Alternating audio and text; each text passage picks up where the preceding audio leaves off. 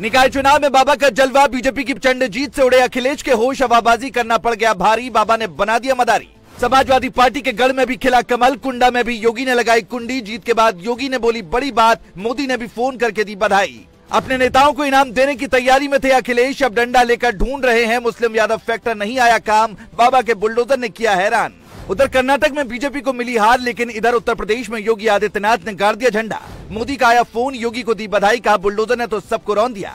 अखिलेश यादव निकाय चुनाव में बीजेपी के खिलाफ जमकर बवाल कर रहे थे, आरोप पर आरोप लगा रहे थे, लेकिन उनके सारे आरोप और मुस्लिम यादव फैक्टर धरे के धरे रह गए और बाबा के बुलडोजर वाला दांव चल गया। इससे पहले बीजेपी ने उत्तर प्रदेश में निकाय चुनाव में इतनी बड़ी जीत कभी दर्ज नहीं की थी। बुलडोजर बाबा ने ऐसा कमाल किया है कि समाजवादी पार्टी के कई नेता सख्ते में आ गए हैं। उन्हें कुछ नहीं सूझ रहा कि आगे 2024 की तैयारी कैसे की जाए, क्योंकि अब बीजेपी ने 2024 के ठीक पहले हुए बड़े सेमीफाइनल को अपने नाम कर लिया है और इससे कहीं न कहीं ये साफ हो गया कि जनता ने बाबा के बुलडोजर को कबूल कर लिया है।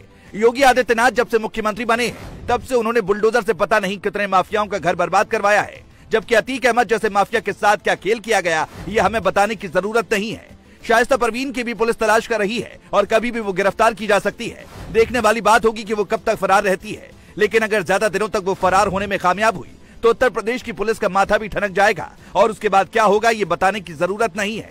जिस दिन अतीक अहमद को गोली मारी गई थी उसी दिन अखिलेश यादव ने जमकर विरोध प्रदर्शन शुरू किया था, लेकिन शायद उत्तर प्रदेश की जनता को माफिया का अंत ही पसंद था और उसने भर भर के बीजेपी को वोट दिए। समाजवादी पार्टी से किस तरह से जनता नाराज थी इसका अंदाजा इस बात से लगाया जा सकता है कि सपा रामपुर में अपनी सीट तक नहीं बचा पाई। रामपुर वही सीट है जहां पर आजम खान लंबे वक्त से सांसद रहे हैं। यहां पर आजम खान के बेटे अब्दुल्ला आजम की सदस्यता रद्द होने के बाद उपचुनाव करवाया गया था, लेकिन बीजेपी गठबंधन की तरफ से अपना दल एस प्रत्याशी शफीक अहमद ने समाजवादी पार्टी की अनुराधा चौधरी को करारी शिकस्त दे दी।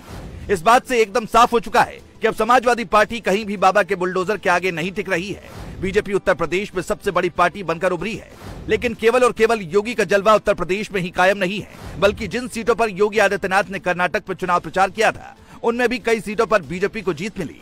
यानी सीधे तौर पर अब देश की जनता योगी आदित्यनाथ को पसंद कर रही है। आपको बता दें कि कर्नाटक चुनाव भी बीजेपी के लिए बहुत अहम है और वहां पर नरेंद्र मोदी के चेहरे पर चुनाव लड़ा गया, लेकिन विपक्ष ने वहां पर महंगाई बेरोजगारी को लेकर बीजेपी सरकार को घेरा, जिसका नतीजा रहा कि जनता ने कांग्रेस की तरफ रुख करने का फैसला किया।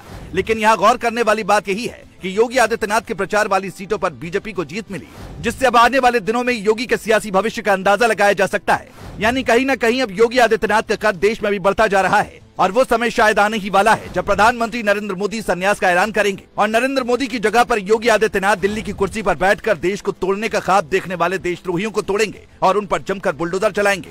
हालांकि अब ये देखने वाली बात होगी कि बीजेपी 2024 का चुनाव मोदी के चेहरे पर लड़ेगी या फिर योगी आदित्यनाथ के चेहरे पर, क्योंकि लगातार अब बीजेपी को अलग अलग राज्यों में हार का सामना करना पड़ रहा है। हिमाचल प्रदेश में बीजेपी को हार मिली थी, हालांकि वो गुजरात में अपना गढ़ बचाने में कामयाब रही। यही वजह है कि अब योगी आदित्यनाथ की डिमांड लगातार बढ़ती जा रही है और जनता यही कह रही है कि अब हमें योगी के जैसा प्रधानमंत्री चाहिए।